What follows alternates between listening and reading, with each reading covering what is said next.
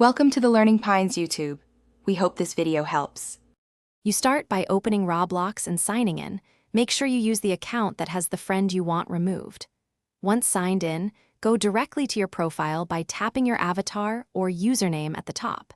If you prefer, search the friend's username in the search bar to find their profile quicker.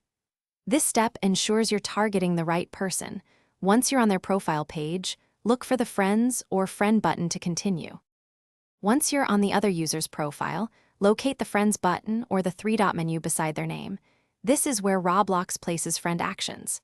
Tap that control and choose Remove Friend or Unfriend from the menu. Roblox may show a confirmation dialog. Read it, then confirm to complete the removal. Removing severs the friend connection immediately. Make sure you really want to do this since it may affect mutual group visibility or chat access. After confirming, refresh the friends list or reload the profile to verify the person no longer appears. This confirms the action took effect.